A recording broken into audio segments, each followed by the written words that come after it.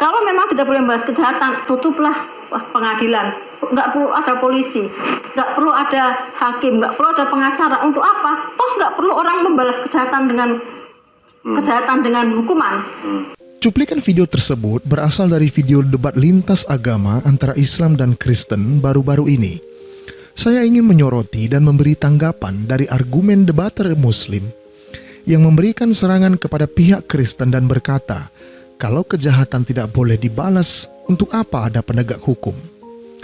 Dalam hal ini saya maklum atas argumen tersebut, karena memang ibu tersebut bukanlah seorang Kristen dan memang argumennya tersebut diutarakannya di dalam ruang debat. Jadi saya ingin memberikan sedikit pengajaran untuk saudara-saudara seiman tentang hal ini. Saudaraku yang kekasih, di dalam surat Roma pasal 12 ayat 17, memang kita dinasihatkan untuk tidak membalas kejahatan dengan kejahatan dan lakukan yang baik bagi semua orang. Lalu, apakah karena hal tersebut maka tidak perlu ada penegak hukum? Tentu saja perlu. Saudaraku, inilah yang selalu terjadi bagi para apologet Islam, begitu juga mualaf-mualaf. Ketika mereka pergi ke dalam Alkitab, mereka hanya mencomot satu ayat lalu ditafsirkan dengan tidak bertanggung jawab. Mengapa?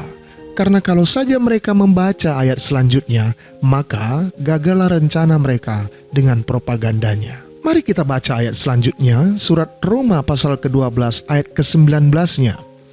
Saudara-saudara yang kekasih, janganlah kamu sendiri menuntut pembalasan, tetapi berilah tempat kepada murka Allah. Sebab ada tertulis, pembalasan itu adalah hakku.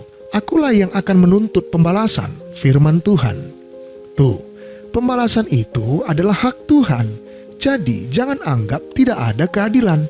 Nah, dari ayat tersebut kita sudah mendapat satu poin, yaitu pembalasan adalah hak Tuhan. Lalu, kalau begitu, bagaimana dengan para penegak hukum seperti polisi, pengacara, jaksa, hakim, dan lain-lain? Apakah mereka punya hak untuk menghakimi?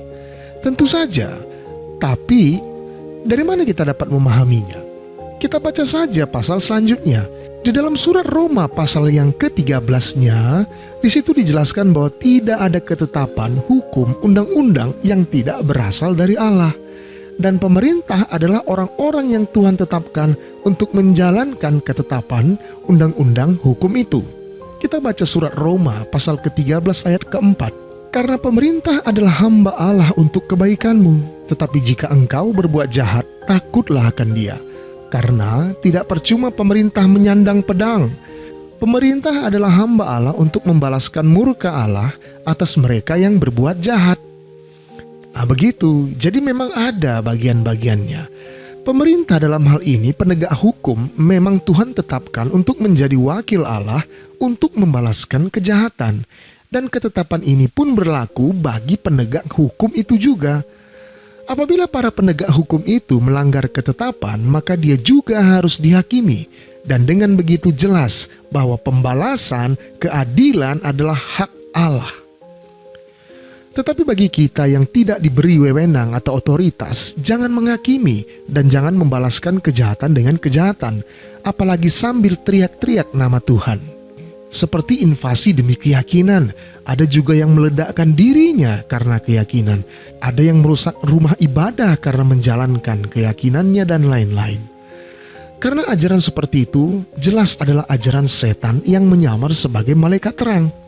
Seolah-olah mereka punya bakti terhadap Tuhan dan agamanya, tetapi sebenarnya kelakuannya jahat. Tetapi bagi orang yang percaya, kita tidak melakukan pembalasan atau penghakiman atas kejahatan orang lain, sebab kita orang percaya sadar bahwa penghukuman Tuhan layak dan pantas diterima semua orang yang berdosa. Bagaimana mungkin orang yang pantas dihukum dapat menghukum orang lain? Ini adalah suatu kemunafikan. Jadi, mari kita serahkan kejahatan itu kepada pihak yang berwenang.